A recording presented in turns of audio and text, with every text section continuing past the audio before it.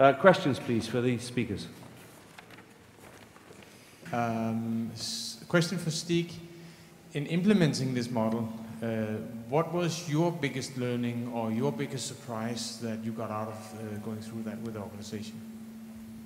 I think my biggest learning is that in an organization like Stellberg, which is a huge company, the absolutely most effective way of moving from one step to another is by culture building. Building culture. That is the most, in time, effective way of lifting performance and taking a company to a new level. Building culture. Because building culture is about leadership and interaction. So building culture makes leaders accountable when they understand what it's all about. It makes leaders accountable. And when leaders becomes accountable, the organization will deliver more and more quality and more precise deliveries over time. And we will get more of what we call less variation and higher performance, a stable higher performance level and less variation over time. Because you can train people on specific things. You can send them onshore on courses, but you don't deal with the fundamental things as far as deliver sustainable, high performance results every time. Culture building. Make the leaders accountable. Okay, do you want to come back on that? Okay, great. Another question, please. Gentleman here. There's somebody coming for you. Just...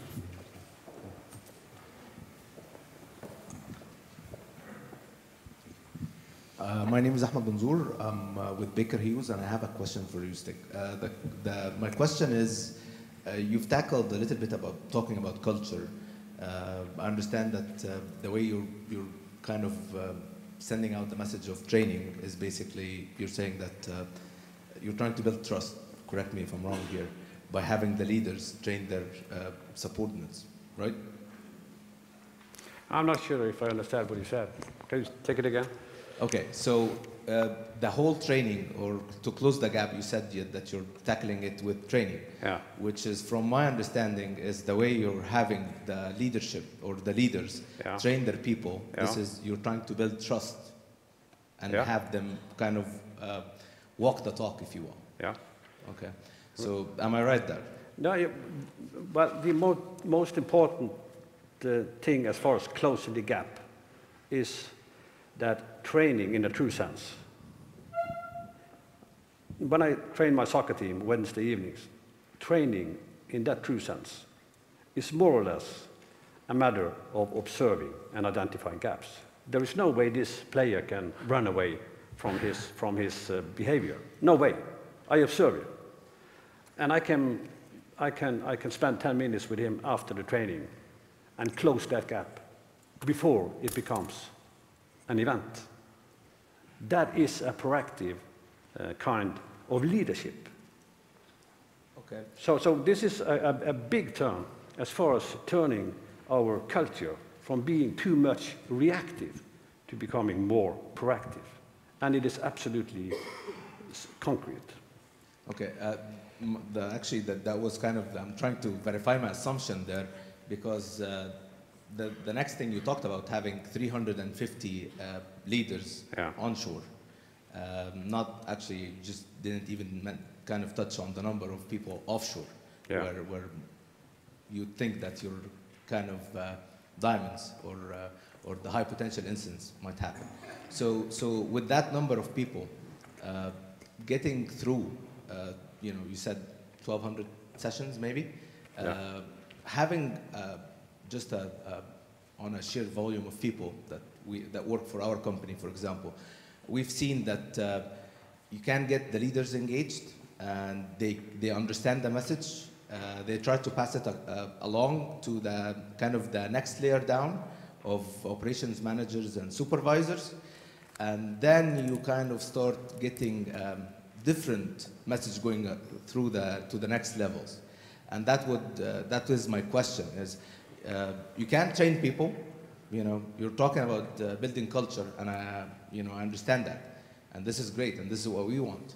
We want we want leadership on board, but it's all about pushing the right message down the line. Yeah. So yeah. to me, I don't know how many sessions would you have the OIM do to the supervisors, for example, and how many sessions you'd have the supervisors do to kind of brick floor people. Now, do you worry that it will become just a tick-in-the-box exercise? Because to me, it's just that having such a stress on it, you're actually driving into kind of, into that kind of culture. What we do, offshore, we train all the platforms, all the shifts, and we include all the people on board, included the contractors. Everybody is in the training. They are training on the same generic action pattern as when I am training the CEO in Norway. I'm his facilitator. It's the same action pattern, and it's risk-based and proactive. But the cases are different, of course. But in 1 year, everybody onshore and onshore should have been through 2 or 3 trainings on the same action pattern, which we do know, I think we can say that this have become a language, a common language, no matter if it is the CEO or the operator offshore.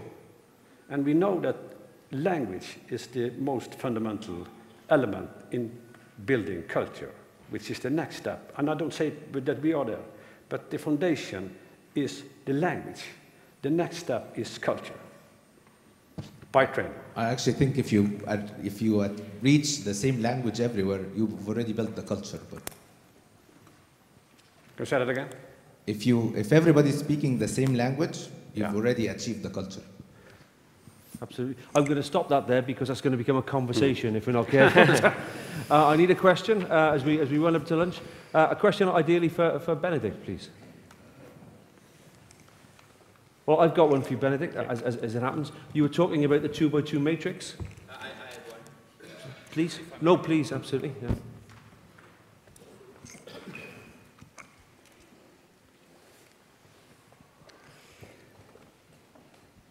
Yes. Jasper Reden, Schlumberger again, sorry. A question for you, Benedikt, about your training and then especially focusing on, and you maybe as well, including service companies, subcontractors, etc. I work for a service company. We work for a lot of clients, and a lot of clients have different things, trainings and sessions, etc. So for us, it's quite difficult. Today we work for ExxonMobil, for Wintershall, and everybody tries to reinvent the wheel, and they're all very good wheels.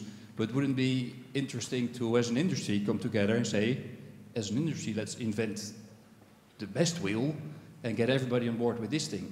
Because I find it very difficult for my guys to send them to a training here, they need to remember something, and here they're yellow and green, and there they're purple and orange.